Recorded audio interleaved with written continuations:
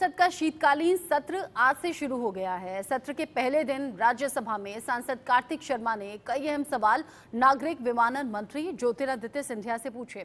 उन्होंने कहा कि एयरलाइंस में यात्रियों की सुरक्षा और सुगमता के लिए किस तरह की सुविधा है और क्या कुछ सवाल किए, आप सुनिए। साथ ही साथ नागरिक विमानन मंत्री ज्योतिरादित्य सिंधिया ने किस अंदाज में जवाब दिया, वो भी सुनिए। So I'd like to ask the Honourable Minister if the Ministry is considering to take any steps to safeguard the rights and the interests of the passengers of airlines, just like the rights of airlines and airline crews are defined. As there have been many instances that have come to light where passengers are mistreated, and especially older people and people who are first-time flyers coming from rural areas.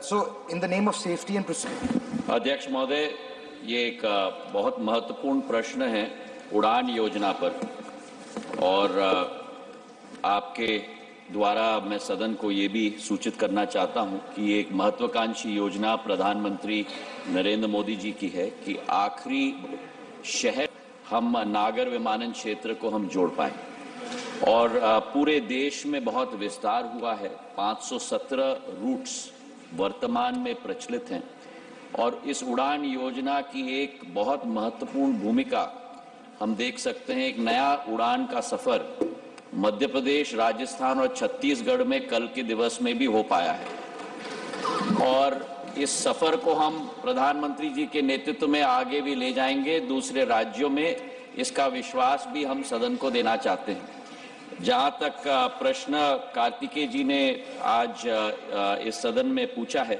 मैं उनको विश्वास दिलाना चाहता हूं नागर विमानन मंत्रालय से कि सेफ्टी और सिक्योरिटी हमारे मंत्रालय की प्राथमिकता है।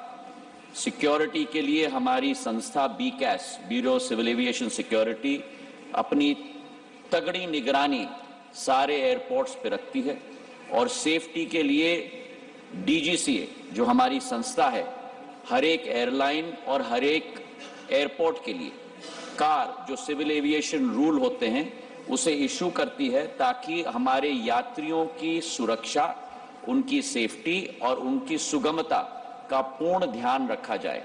जो मुद्दा उन्हें उठाया है, कोई भी मिसट्रीटमेंट किसी भी पैसेंजर के साथ होगा जिसकी सूचना मंत्रालय को मिलती है, फौरन उस एयरलाइन या उस एयरपोर्ट दोनों को सूचित किया जाता है, जवाब लिया जाता है, और जहां कोई भी एयरलाइन या एयरपोर्ट दोषी पाया जाए, पेनल्टी मंत्रालय के द्वारा पूर्ण रूप से फिक्स की जाती है। Sir, through you, I would like to ask the Honourable Minister whether the Ministry has considered opening of or increasing the number of pilot training institutes in the country, given the increase in demand in the aviation sector. Sir, ये बहुत महत्वपूर्ण प्रश्न कार्तिकेय जी ने उठाया है। हमारा नागर विमानन क्षेत्र की विस्तारता आने वाले दिनों में बहुत बढ़ने वाली है।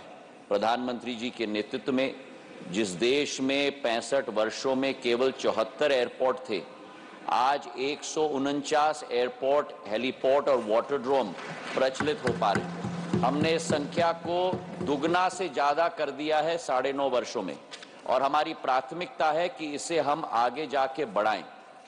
हमारे एयरलाइंस की भी पूर्ण क्षमता आगे बढ़ने वाली है।